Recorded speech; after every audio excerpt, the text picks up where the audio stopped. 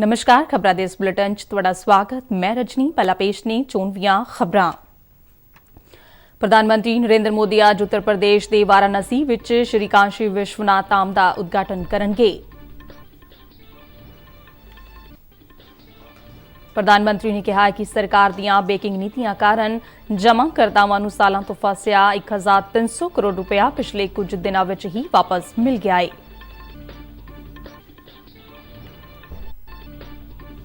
रक्षा मंत्री राजनाथ सिंह ने कहा कि सरकार हथियारबंद फौजां नूं मजबूत करने लई कोई कसर नहीं छड़ रही है। हैलीकॉप्टर क्रैश दौरान शहीद हुए नायक गुरसेवक सिंह दा तरनतारन जिले दे दोदा सोढिया पिंड विच पूरे फौजी सन्मानां नाल अंतिम संस्कार।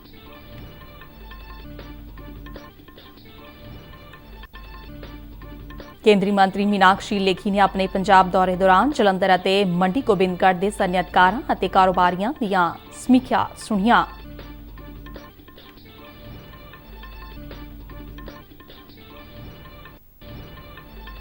पंजाब ਦੇ ਸਰਹੱਦੀ ਜ਼ਿਲ੍ਹੇ ਪਠਾਨਕੋਟ ਵਿੱਚ ਆਉਂਦੀਆਂ ਵਿਧਾਨ ਸਭਾ ਚੋਣਾਂ ਲਈ ਤਿਆਰੀਆਂ ਜ਼ੋਰਾਂ ਤੇ। ਹੁਣ ਖਬਰਾਂ ਵਿਸਥਾਰ ਨਾਲ।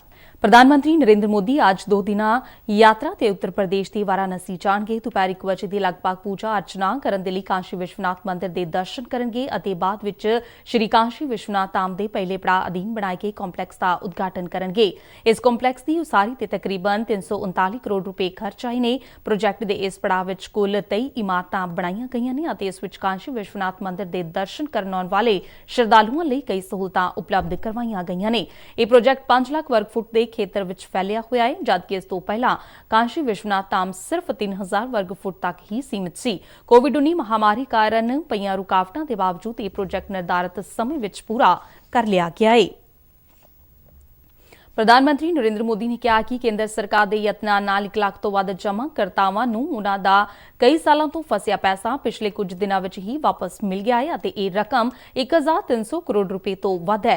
नवीं दिल्ली विच 5 लाख रुपए तक के गारंटी शुदा समाबंध जमा बीमा भुगतान समारोह नूं संबोधन करदिआं प्रधानमंत्री ने कहा है कि कोई भी देश समस्यावां तो तां ही बच सकदा है जदों उस समय ते समस्यावां दा हल करे।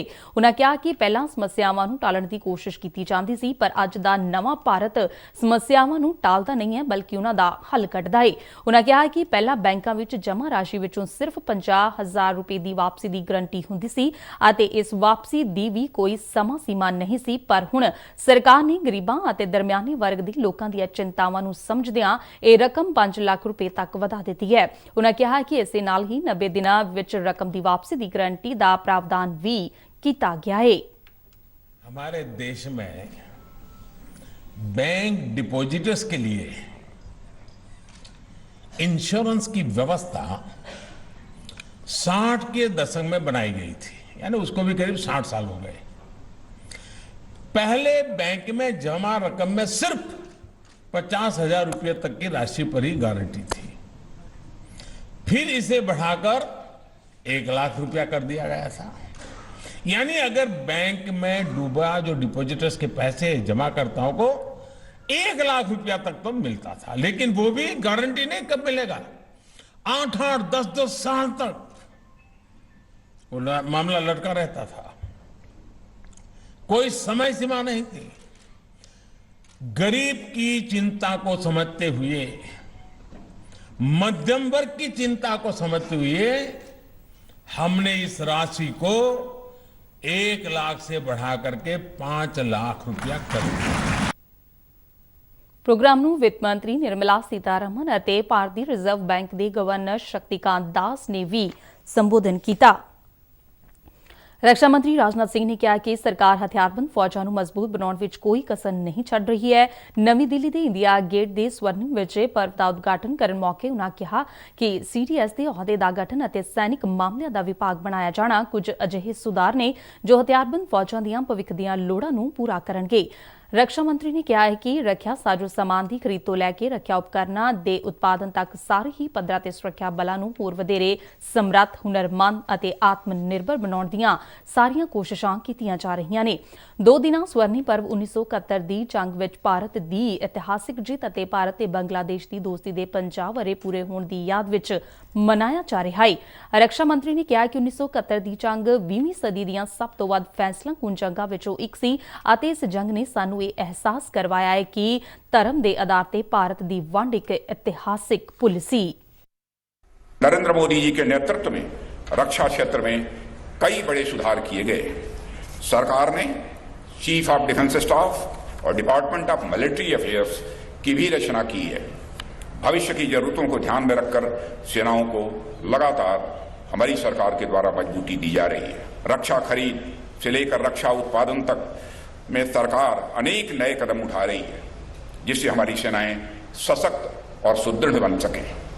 रक्षा अनुसंधान, विकास और विनिर्माण में निजी क्षेत्र को बढ़ावा दिया गया है और आत्मनिर्भर भारत अभियान के माध्यम से रक्षा क्षेत्र में आत्मनिर्भरता को बढ़ावा देने का प्रयास भी उसी में शामिल है। ਕੇਂਦਰੀ ਪਰਸੋਨਲ ਜਨ ਸ਼ਿਕਾਇਤਾਂ ਅਤੇ ਪੈਨਸ਼ਨ ਰਾਜ ਮੰਤਰੀ ਡਾਕਟਰ ਜਤਿੰਦਰ ਸਿੰਘ ਨੇ ਮੁੜ ਤੋਂ ਦੁਹਰਾਇਆ ਕਿ ਪ੍ਰਧਾਨ ਮੰਤਰੀ ਨਰਿੰਦਰ ਮੋਦੀ ਦੀ ਸਰਕਾਰ ਸੀਬੀਆਈ ਸਮੇਤ ਇਸ ਤਰ੍ਹਾਂ ਦੀਆਂ ਸਾਰੀਆਂ ਹੀ ਹੋਰ ਜਾਂਚ ਏਜੰਸੀਆਂ ਨੂੰ ਮਜ਼ਬੂਤ ਕਰਨ ਲਈ ਵਚਨਬੱਧ ਹੈ। ਨਵੀਂ ਦਿੱਲੀ ਵਿੱਚ ਸੀਬੀਆਈ ਦੇ ਸਦਰ ਦਫ਼ਤਰ ਵਿੱਚ ਇੱਕ ਪ੍ਰੋਗਰਾਮ ਨੂੰ ਬੋਲਦਿਆਂ ਉਨ੍ਹਾਂ ਕਿਹਾ ਕਿ ਸਰਕਾਰ ਭ੍ਰਸ਼ਟਾਚਾਰ ਨੂੰ ਕਿਸੇ ਵੀ ਸੂਰਤ ਵਿੱਚ ਬਰਦਾਸ਼ਤ ਨਹੀਂ ਕਰੇਗੀ। ਉਨ੍ਹਾਂ ਕਿਹਾ ਕਿ ਜਾਂਚ ਏਜੰਸੀਆਂ ਨੂੰ ਮਜ਼ਬੂਤ ਕਰਨਾ ਸਰਕਾਰ ਦੀ ਜ਼ਿੰਮੇਵਾਰੀ ਹੈ, ਕਿਉਂ ਜੋ ਇਹ ਸਮਾਜ ਵਿੱਚੋਂ ਭ੍ਰਸ਼ਟਾਚਾਰ ਨੂੰ ਖਤਮ ਕਰਨ ਦੇ ਟੀਚੇ ਨੂੰ ਹਾਸਲ ਕਰਨ ਵਿੱਚ ਮਹੱਤਵਪੂਰਨ ਭੂਮਿਕਾ ਨਿਭਾਉਂਦੀਆਂ ਨੇ। ਉਨ੍ਹਾਂ ਕਿਹਾ ਹੈ ਕਿ ਸੀਬੀਆਈ ਨੂੰ ਜਾਂਚ ਕਰਨ ਦੀ ਆਮ ਸਹਿਮਤੀ ਵਾਪਸ ਲੈਣ ਵਾਲੇ ਸੂਬਿਆਂ ਨੂੰ ਆਪਣੇ ਫੈਸਲੇ ਤੇ ਮੁੜ ਤੋਂ ਵਿਚਾਰ ਕਰਨਾ ਚਾਹੀਦਾ ਹੈ। ਬੀਤੇ ਦਿਨੀ ਤਾਮਿਲਨਾਡੂ ਦੇ ਕੁਨੂਰ ਦੇ ਵਿੱਚ ਫੌਜ ਦੇ ਇੱਕ ਹੈਲੀਕਾਪਟਰ ਨੂੰ ਪੇਸ਼ ਆਏ ਹਾਦਸੇ ਦੌਰਾਨ ਸ਼ਹੀਦ ਹੋਏ ਪੰਜਾਬ ਦੇ ਨਾਇਕ ਗੁਰਸੇਵਕ ਸਿੰਘ ਦਾ ਕੱਲ ਪਿੰਡ ਦੋਦੇ ਸੋਟੀਆਂ ਵਿਖੇ ਪੂਰੇ ਫੌਜੀ ਸਨਮਾਨਾਂ ਨਾਲ ਅੰਤਿਮ ਸੰਸਕਾਰ ਕਰ ਦਿੱਤਾ ਗਿਆ। ਕੱਲ ਸਵੇਰੇ ਸ਼ਹੀਦ ਗੁਰਸੇਵਕ ਸਿੰਘ ਦੀ ਮ੍ਰਿਤਕ ਦੇ ਤਰਨਤਾਰਨ ਜ਼ਿਲ੍ਹੇ ਵਿੱਚ ਉਹਨਾਂ ਦੇ ਗ੍ਰਹਿ ਪਿੰਡ ਦੋਦੇ ਸੋਟੀਆਂ ਪੁੱਜੀ ਤਾਂ ਸਾਰੇ ਪਿੰਡ ਵਿੱਚ ਸੋਗ ਦੀ ਲਹਿਰ ਦੌੜ ਗਈ। ਭਾਰਤੀ ਫੌਜ ਦੇ ਜਵਾਨ ਅਤੇ ਹੋਰ ਅਧਿਕਾਰੀ ਫੁਰਨਾਲ ਨਾਲ ਸਜੀ ਸੈਨਾ ਦੀ ਗੱਡੀ ਵਿੱਚ ਸ਼ਹੀਦ ਦੀ ਮ੍ਰਿਤਕ ਦੇਹ ਲੈ ਕੇ ਆਏ। ਸਿਆਸੀ ਨੇਤਾਵਾਂ, ਫੌਜੀ ਅਤੇ ਪ੍ਰਸ਼ਾਸਨਿਕ ਅਧਿਕਾਰੀਆਂ ਤੇ ਪਿੰਡ ਵਾਸੀਆਂ ਨੇ ਨਾਇਕ ਗੁਰਸੇਵਕ ਸਿੰਘ ਨੂੰ ਨਿੱਘੀਆਂ ਸ਼ਰਧਾਂਜਲੀਆਂ ਭੇਂਟ ਕੀਤੀਆਂ। ਸ਼ਰਧਾਂਜਲੀਆਂ ਦੇਣ ਵਾਲਿਆਂ ਵਿੱਚ ਮੁੱਖ ਤੌਰ ਤੇ ਖੇਮਕਰਨ ਹਲਕੇ ਤੋਂ ਵਿਧਾਨਕਾਰ ਸੁਖਪਾਲ ਸਿੰਘ ਭੁੱਲਰ, ਜ਼ਿਲ੍ਹੇ ਦੇ ਡਿਪਟੀ ਕਮਿਸ਼ਨਰ ਕੁਲਵੰਤ ਸਿੰਘ ਅਤੇ ਹੋਰ ਪ੍ਰਸ਼ਾਸਨਿਕ, ਫੌਜੀ ਅਤੇ ਪੁਲਿਸ ਅਧਿਕਾਰੀ ਸ਼ਾਮਲ ਸਨ। ਲੋਕਾਂ ਨੇ ਭਾਰਤ ਮਾਤਾ ਕੀ ਜੈ ਅਤੇ ਨਾਇਕ ਗੁਰਸੇਵਕ ਸਿੰਘ ਅਮਰ ਰਹੇ ਦੇ ਨਾਅਰੇ ਲਗਾਏ। ਇਸ ਭਿਆਨਕ ਹੈਲੀਕਾਪਟਰ ਹਾਦਸੇ ਵਿੱਚ chief of defence staff general Vipan Rawat ਅਤੇ ਉਹਨਾਂ ਦੀ ਪਤਨੀ ਸਮੇਤ 13 ਜਾਨਾਂ ਗਈਆਂ। ਨਾਇਕ ਗੁਰਸੇਵਕ ਸਿੰਘ ਦੀ ਲਾਸ਼ ਦੀ ਪਹਿਚਾਣ DNA ਰਾਹੀਂ ਕੀਤੀ ਗਈ। ਕੇਂਦਰੀ ਰਾਜ ਮੰਤਰੀ ਮੀਨਾਕਸ਼ੀ ਲੇਖੀ ਨੇ ਕਿਹਾ ਹੈ ਕਿ ਪੰਜਾਬ ਇਸ ਵੇਲੇ ਕਾਨੂੰਨ ਪ੍ਰਬੰਧ ਦੀ ਮਾੜੀ ਹਾਲਤ, ਭ੍ਰਸ਼ਟਾਚਾਰ ਅਤੇ ਮਾੜੇ ਪ੍ਰਸ਼ਾਸਨਿਕ ਪ੍ਰਬੰਧਾਂ ਦਾ ਸਾਹਮਣਾ ਕਰ ਰਿਹਾ ਹੈ। ਅੰਮ੍ਰਿਤਸਰ ਵਿੱਚ ਸ੍ਰੀ ਹਰਿਮੰਦਰ ਸਾਹਿਬ ਵਿਖੇ ਨਤਮਸਤਕ ਹੋਣ ਅਤੇ ਸਰਬੱਤ ਦੇ ਭਲੇ ਲਈ ਅਰਦਾਸ ਕਰਨ ਉਪਰੰਤ ਪੱਤਰਕਾਰਾਂ ਨਾਲ ਗੱਲਬਾਤ ਕਰਦਿਆਂ ਉਨ੍ਹਾਂ ਕਿਹਾ ਹੈ ਕਿ ਪੰਜਾਬ ਦੇ ਲੋਕ ਬਦਲ ਚਾਹੁੰਦੇ ਨੇ। ਉਨ੍ਹਾਂ ਕਿਹਾ ਹੈ ਕਿ ਕੇਂਦਰ ਦੀਆਂ ਲੋਕ ਭਲਾਈ ਸਕੀਮਾਂ ਦਾ ਲਾਭ ਲੋੜਵੰਦ ਅਤੇ ਗਰੀਬ ਲੋਕਾਂ ਤੱਕ ਨਹੀਂ ਪਹੁੰਚ ਰਿਹਾ ਹੈ। ਉਨ੍ਹਾਂ ਕਿਹਾ ਕਿ ਕੇਂਦਰ ਵੱਲੋਂ ਸਮਾਰਟ ਸਿਟੀ ਸਮੇਤ ਵੱਖ-ਵੱਖ ਵਿਕਾਸ ਯੋਜਨਾਵਾਂ ਤਹਿਤ ਸੂਬਾ ਸਰਕਾਰ ਨੂੰ ਭੇਜਿਆ ਗਿਆ ਪੈਸਾ ਵੀ ਹੋਰ ਕੰਮਾਂ ਲਈ ਇਸਤੇਮਾਲ ਕੀਤਾ ਗਿਆ ਹੈ। ਇਸ ਮੌਕੇ ਪੰਜਾਬ ਬੀਜੇਪੀ ਦੇ ਸਾਬਕਾ ਪ੍ਰਧਾਨ ਤੇ ਰਾਜ ਸਭਾ ਮੈਂਬਰ ਸ਼ਵੇਤ ਮਲਿਕ ਅਤੇ ਹੋਰ ਕਈ ਸੀਨੀਅਰ ਪਾਰਟੀ ਆਗੂ ਵੀ ਹਾਜ਼ਰ ਸਨ। ਦੇਖੋ, ਇੱਕੋ ਮੈਸੇਜ ਹੈ, ਅੰਮ੍ਰਿਤਸਰ ਦੀ ਨਹੀਂ ਬਲਕਿ ਪੰਜਾਬ ਦੀ ਜਨਤਾ ਜਿਹੜੀ ਹੈ ਉਹ ਬੜੀ ਆਸ ਲਾ ਕੇ ਬੈਠੀ ਆ ਬੀਜੇਪੀ ਦੀ ਸਰਕਾਰ ਨੂੰ ਲੈ ਕੇ। ਉਹ ਸਾਰੇ ਜਿੱਥੇ ਵੀ ਮੈਂ ਗਈ ਹਾਂ ਉਹਨਾਂ ਨੇ ਇਹੀ ਗੱਲ ਕਹੀ, ਅਸੀਂ ਢੂੰਡਦੇ ਰਹਿੰਦੇ ਸਨ, ਅਸੀਂ ਬੀਜੇਪੀ ਨੂੰ ਵੋਟ ਪਾਉਣਾ ਚਾਹੁੰਦੇ ਸੀ ਤੇ ਸਾਨੂੰ ਕਮਲ ਦਾ ਨਿਸ਼ਾਨ ਕਿਤੇ ਮਿਲਦਾ ਨਹੀਂ ਸੀ, ਤੇ ਹੁਣ ਕਮਲ ਦਾ ਨਿਸ਼ਾਨ ਮਿਲੇਗਾ ਤੇ ਅਸੀਂ ਬੀਜੇਪੀ ਦੀ ਸਰਕਾਰ ਨੂੰ ਜਿਤਾਉਣਾ ਹੈ। ਜਲੰਧਰ ਵਿੱਚ Bharatiya Janata party industrial cell ਵੱਲੋਂ ਕਰਵਾਏ ਗਏ ਇੱਕ ਸਮਾਗਮ ਦੌਰਾਨ ਕੇਂਦਰੀ ਮੰਤਰੀ ਮੀਨਾਕਸ਼ੀ ਲੇਖੀ ਨੇ ਕਿਹਾ ਕਿ ਸੂਬੇ ਵਿੱਚ ਸਨਅਤਾਂ ਦੇ ਸਰਵਪੱਖੀ ਵਿਕਾਸ ਦੇ ਲਈ ਨਵੇਂ ਹੁਨਰ ਕੇਂਦਰ ਖੋਲ੍ਹੇ ਜਾਣਗੇ। ਉਨ੍ਹਾਂ ਕਿਹਾ ਕਿ ਸਨਅਤਾਂ ਵਿੱਚ ਵਧੀਆ ਸਮਾਨ ਬਣਾਉਣ ਵਾਸਤੇ ਇਸ ਦੀ ਗੁਣਵੱਤਾ ਦਾ ਪੂਰਾ ਧਿਆਨ ਰੱਖਿਆ ਜਾਵੇ ਤਾਂ ਜੋ ਇਹ ਸਮਾਨ ਵਿਦੇਸ਼ਾਂ ਵਿੱਚ ਆਸਾਨੀ ਦੇ ਨਾਲ ਵੇਚਿਆ ਜਾ ਸਕੇ। ਉਨ੍ਹਾਂ ਕਿਹਾ ਕਿ ਸਨਅਤੀਕਰਨ ਬੜੀ ਤੇਜ਼ੀ ਨਾਲ ਅੱਗੇ ਵਧ ਰਿਹਾ ਹੈ ਤੇ ਇਸ ਲਈ ਟੈਕਨੋਲੋਜੀ ਅਤੇ ਜਾਂਚ ਦਾ ਧਿਆਨ ਰੱਖਣਾ ਬਹੁਤ ਲਾਜ਼ਮੀ ਹੈ ਤੇ ਨਾਲ ਹੀ ਸਨਅਤ ਨੂੰ ਕੌਮੀ ਪੱਧਰ ਤੇ ਪਛਾਣ ਵੀ ਮਿਲੇਗੀ। ਮਿਲੇਗੀ। ਇਸ ਮੌਕੇ ਕੇਂਦਰੀ ਮੰਤਰੀ ਨੂੰ ਸਨਅਤ ਦੀਆਂ ਸਮੱਸਿਆਵਾਂ ਤੋਂ ਜਾਣੂ ਕਰਵਾਇਆ ਗਿਆ ਤੇ ਉਹਨਾਂ ਨੇ ਇਹਨਾਂ ਨੂੰ ਹੱਲ ਕਰਨ ਦਾ ਭਰੋਸਾ ਦਿੱਤਾ। ਇਸ ਮੌਕੇ ਤੇ ਹੋਰਨਾਂ ਤੋਂ ਇਲਾਵਾ ਪੰਜਾਬ ਦੇ ਸਾਬਕਾ ਮੰਤਰੀ ਮਨੋਰੰਜਨ ਕਾਲੀਆ, ਰਾਕੇਸ਼ ਰਾਠੌਰ, केडी पंडारी ते महिंदर भगत भी मौजूद सन। अपने पंजाब दौरे दौरान केंद्रीय विदेश राज मंत्री मीनाक्षी लेखी ने सनअत नगरी मंडी गोबिंदगढ़ का दौरा करके सनअतकारां नाल मुलाकात की। उन्होंने कहा है कि मंडी गोबिंदगढ़ के स्टील उद्योगों को खुशहाल बनाने के लिए केंद्र सरकार स्क्रैप प्रोसैसिंग यूनिट स्थापित करेगी। इस नाल सनअतकारां नूं पेश आ रही स्क्रैप की समस्या नूं दूर किया जा सकेगा। लेखी ने कहा है कि लोहा ते स्टील सनअत किसी भी देश की रीढ़ की हड्डी हुंदे ने। इस तों देश का ढांचा तैयार हुंदा है। इसलिए उप प्रधानमंत्री नरेंद्र मोदी के निर्देश ते पंजाब दियां सनअतां दियां समस्यावां सुनन लई आए ने। और गोबिंदगढ़ लई होर जरूरी हो जाता है, पूरे देश लई भी स्क्रैप यार्ड बनाने की लोड़ है, क्योंकि जिथे स्क्रैप आएगा उस स्क्रैप नूं पिघला के लोहा कढ़ के ते काम होना है। ते ए रीसाइकलिंग बहुत वड्डी इंडस्ट्री भी है, पर जिन्ना जो प्लानिंग होगी जिवें काम होएगा उंज उंज मैं परता खोलती जावांगी। अज ते मैं सुनन आई है ना, प्लानिंग दसन नहीं आई है, मैं अज सुनन आई है कि इन्हां दी प्रॉब्लम की है। इन्हां दी प्रॉब्लम सुन के ते प्लानिंग होएगी। पंजाब विच आउंदियां विधान सभा चोणां लई सरगर्मियां दिनों दिन तेज हो रही ने। सूबे के ਵੱਖ-ਵੱਖ ਜ਼ਿਲ੍ਹਿਆਂ ਵਿੱਚ ਚੋਣ ਅਧਿਕਾਰੀਆਂ ਵੱਲੋਂ ਜੰਗੀ ਪੱਧਰ ਤੇ ਚੋਣ ਪ੍ਰਬੰਧ ਕੀਤੇ ਜਾ ਰਹੇ ਨੇ। ਪੇਸ਼ ਹੈ ਪਠਾਨਕੋਟ ਜ਼ਿਲ੍ਹੇ ਵਿੱਚ ਚੋਣ ਪ੍ਰਬੰਧਾਂ ਬਾਰੇ ਇੱਕ ਰਿਪੋਰਟ। ਪਠਾਨਕੋਟ ਜ਼ਿਲ੍ਹਾ ਭਾਵੇਂ ਇੱਕ ਛੋਟਾ ਜ਼ਿਲ੍ਹਾ ਹੈ, ਪਰ ਚੋਣਾਂ ਦੇ ਲਿਹਾਜ਼ ਨਾਲ ਇਸ ਨੂੰ ਸੰਵੇਦਨਸ਼ੀਲ ਜ਼ਿਲ੍ਹਾ ਮੰਨਿਆ ਜਾਂਦਾ ਹੈ। ਪਠਾਨਕੋਟ ਜ਼ਿਲ੍ਹਾ ਸਰਹੱਦੀ ਜ਼ਿਲ੍ਹਾ ਹੋਣ ਦੇ ਨਾਲ-ਨਾਲ ਆਪਣੀ ਸੀਮਾ ਜੰਮੂ ਕਸ਼ਮੀਰ ਅਤੇ ਹਿਮਾਚਲ ਪ੍ਰਦੇਸ਼ ਨਾਲ ਵੀ ਸਾਂਝੀ ਕਰਦਾ ਹੈ। ਇਸ ਜ਼ਿਲ੍ਹੇ ਵਿੱਚ ਪਠਾਨਕੋਟ, ਸੁਜਾਨਪੁਰ ਅਤੇ ਭੋਆ 3 ਵਿਧਾਨ ਸਭਾ ਹਲਕੇ ਪੈਂਦੇ ਨੇ ਅਤੇ ਇਸ ਸਮੇਂ ਜ਼ਿਲ੍ਹੇ ਭਰ ਵਿੱਚ 4,94,790 ਵੋਟਰ ਨੇ, ਜਿਨ੍ਹਾਂ ਵਿੱਚ 2,61,200 ਮਰਦ ਵੋਟਰ ਜਦਕਿ ਮਹਿਲਾ ਵੋਟਰਾਂ ਦੀ ਸੰਖਿਆ 2,35,582 ਹੈ। ਇਸ ਤੋਂ ਇਲਾਵਾ ਜ਼ਿਲ੍ਹੇ ਵਿੱਚ 8 ਥਰਡ ਜੈਂਡਰ ਵੋਟਰ ਵੀ ਨੇ। ਜ਼ਿਲ੍ਹੇ ਭਰ ਵਿੱਚ ਵੋਟਾਂ ਪਾਉਣ ਦੇ ਕੰਮ ਲਈ 582 ਬੂਥ ਸਥਾਪਿਤ ਕੀਤੇ ਗਏ ਨੇ। ਜ਼ਿਲ੍ਹੇ ਦੇ ਡਿਪਟੀ ਕਮਿਸ਼ਨਰ ਅਤੇ ਜ਼ਿਲ੍ਹਾ ਚੋਣ ਅਫਸਰ ਸੰਯਮ ਅਗਰਵਾਲ ਨੇ ਦੱਸਿਆ ਕਿ ਪਠਾਨਕੋਟ ਜ਼ਿਲ੍ਹੇ ਵਿੱਚ ਆਉਂਦੀਆਂ ਵਿਧਾਨ ਸਭਾ ਚੋਣਾਂ ਦੇ ਮੱਦੇਨਜ਼ਰ ਚੋਣ ਕਮਿਸ਼ਨ ਦੀਆਂ ਹਦਾਇਤਾਂ ਅਨੁਸਾਰ ਚੋਣ ਤਿਆਰੀਆਂ ਜੰਗੀ ਪੱਧਰ ਤੇ ਚੱਲ ਰਹੀਆਂ ਨੇ ਤਾਂ ਜੋ ਚੋਣ ਅਮਲ ਦਾ ਕੰਮ ਸੁਤੰਤਰ ਅਤੇ ਸ਼ਾਂਤਮਈ ਢੰਗ ਨਾਲ ਨੇਪਰੇ ਚਾੜਿਆ ਜਾ ਸਕੇ। ਉਨ੍ਹਾਂ ਦੱਸਿਆ ਕਿ ਇਸ ਸਮੇਂ ਵੋਟਰ ਸੂਚੀਆਂ ਦੀ ਸੁਧਾਈ ਦਾ ਕੰਮ ਜਾਰੀ ਹੈ। ਨਵੀਆਂ ਵੋਟਾਂ ਬਣਾਉਣ ਲਈ ਵਿਸ਼ੇਸ਼ ਉਪਰਾਲੇ ਕੀਤੇ ਜਾ ਰਹੇ ਨੇ। ਜ਼ਿਲ੍ਹਾ ਚੋਣ ਅਫਸਰ ਨੇ ਦੱਸਿਆ ਕਿ ਵੋਟਰਾਂ ਨੂੰ ਜਾਗਰੂਕ ਕਰਨ ਲਈ ਜ਼ਿਲ੍ਹੇ ਭਰ ਵਿੱਚ ਵਿਸ਼ੇਸ਼ ਮੁਹਿੰਮ ਜਾਰੀ ਹੈ। ਸਾਰੇ ਜਿਹੜੇ ਨਵੇਂ ਵੋਟਰ ਹੈ ਜੋ 18 ਤੋਂ 19 ਦਾ ਜਿਹੜਾ ਖਾਸ ਕਰ ਗਰੁੱਪ ਹੁੰਦਾ ਹੈਗਾ, ਉਹਨਾਂ ਨੂੰ ਇੰਗੇਜ ਕਰਨ ਵਾਸਤੇ ਜਿਹੜੀ ਸਵੀਪ ਐਕਟੀਵਿਟੀ ਸਾਡੀਆਂ ਹੁੰਦੀਆਂ ਹੈ ਉਹ ਰੈਗੂਲਰ ਬੇਸਿਸ ਤੇ ਤਿੰਨੋਂ ਹਲਕਿਆਂ ਦੇ ਵਿੱਚ ਕੀਤੀ ਜਾ ਰਹੀ ਹੈ ਤੇ ਕਾਫੀ ਜਿਹੜੇ ਨਵੇਂ ਵੋਟਰ ਹੈ ਉਹ ਸਾਡੇ ਨਾਲ ਜੁੜੇ ਜਾਂਦੇ ਹੈਗੇ ਤੇ ਜਿਹੜੀ ਇਹਦੇ ਨਾਲ ਹੋਰ ਇੰਨੀ ਵੱਡੀ ਇਹ ਪ੍ਰਕਿਰਿਆ ਹੈ ਜਿਹਦੇ ਵਿੱਚ ਜਿਹੜੇ ਆਪਣੇ ਵਲਨਰੇਬਲ ਬੂਥ ਹੈ, ਕ੍ਰਿਟੀਕਲ ਬੂਥ ਹੈ ਤੇ ਜਿੰਨੀ ਫੋਰਸ ਸਾਨੂੰ ਰਿਕੁਆਇਰਡ ਹੈਗੀ ਉਹਨਾਂ ਦੀ ਮੈਪਿੰਗ ਕਰਨੀ, ਜਿਹੜਾ ਪੂਰਾ ਇੱਕ ਕਮਿਊਨੀਕੇਸ਼ਨ ਪਲਾਨ ਬਣਨਾ ਹੁੰਦਾ ਹੈਗਾ ਉਹ ਸਾਡਾ ਬਣ ਰਿਹਾ ਹੈਗਾ ਤੇ ਜਿੰਨੇ ਵੀ ਅਫਸਰ ਹੈ ਉਹਨਾਂ ਦੀ ਡਿਊਟੀਆਂ ਜਿੰਨੀ ਹੈ ਉਹ ਸਾਰੀਆਂ ਲਾਈਆਂ ਜਾ ਰਹੀ ਹੈ। ਜਿਹੜੀ ਟੀਮਸ ਬਣਦੀ ਹੈਗੀ, ਚਾਹੇ ਉਹ ਫਲਾਈਂਗ ਸਕੁਐਡ ਨੇ, ਚਾਹੇ ਉਹ ਵੀਡੀਓ ਵਿਊਇੰਗ ਹੈ, ਐਕਸਪੈਂਡੀਚਰ ਹੈ, ਮੀਡੀਆ ਸਰਟੀਫਿਕੇਸ਼ਨ ਹੈ, ਉਹ ਸਾਰੀ ਟੀਮਾਂ ਦੀ ਜਿਹੜੀ ਬਣਤਰ ਹੈ ਉਹ ਜ਼ਿਲ੍ਹਾ ਪ੍ਰਸ਼ਾਸਨ ਵੱਲੋਂ ਕਰ ਲਈ ਗਈਆਂ ਹਨ। ਸੰਯਮ ਅਗਰਵਾਲ ਨੇ ਦੱਸਿਆ ਕਿ ਆਉਂਦੀਆਂ ਚੋਣਾਂ ਲਈ ਜ਼ਿਲ੍ਹੇ ਭਰ ਵਿੱਚ ਸੁਰੱਖਿਆ ਦੇ ਖਾਸ ਬੰਦੋਬਸਤ ਕੀਤੇ ਜਾ ਰਹੇ ਨੇ।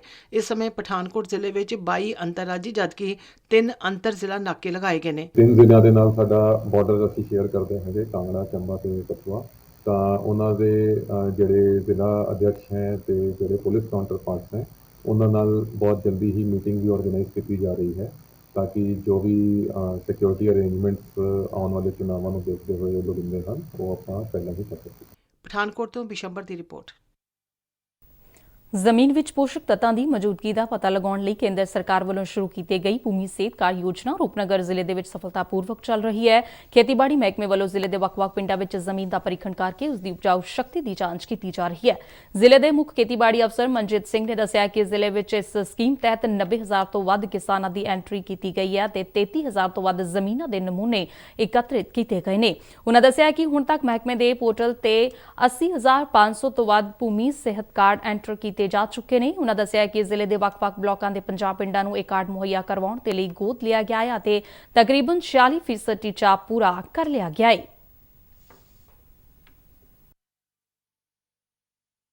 ਜਿਹੜੀ ਸੋਇਲ ਹੈਲਥ ਕਾਰਡ ਦੀ ਸਕੀਮ ਹੈ, ਹੈਲਥ ਸਕੀਮ ਹੈ, ਇਹਦੇ ਵਿੱਚ ਇਹ ਹੈ ਕਿ ਕਿਸਾਨਾਂ ਨੂੰ ਆਪਣੀ ਜ਼ਮੀਨ ਦੀ ਸਿਹਤ ਦਾ ਜਾਣਕਾਰੀ ਜਿਹੜੀ ਹੈ ਹੋਣੀ ਚਾਹੀਦੀ ਹੈ।